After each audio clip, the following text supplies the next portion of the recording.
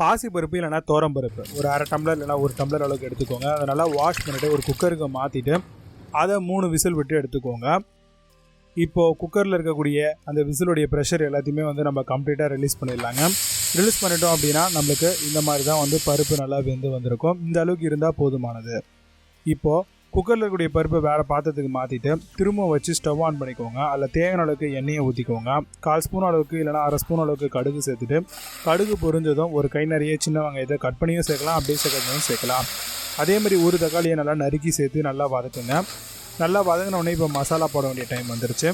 அரை ஸ்பூன் அளவுக்கு தனி மிளகாய்த்தூள், 1 ஸ்பூன் அளவுக்கு தனியா பவுடர், கூடவே 1/4 ஸ்பூன் கரம் மசாலா வேணும்னா சேர்த்துக்கோங்க. தேவையான அளவுக்கு உப்பு சேர்த்து எல்லாத்தையும் நல்லா வதக்குங்க. எல்லாம் நல்லா வதங்கி வரும்பொழுது நல்லா ஒரு கை நிறைய எடுத்து நம்ம முருங்கைக்கீரையை சேர்த்துக்கலாம். நல்லா வாஷ் பண்ணி நம்ம சேர்த்துக்கலாங்க.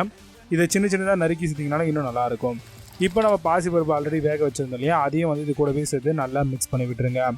இப்போ கம்ப்ளீட்டாக நல்லா முருங்கைக்கீரை பருப்பு எல்லாத்தையுமே நல்லா மிக்ஸ் பண்ணியாச்சு.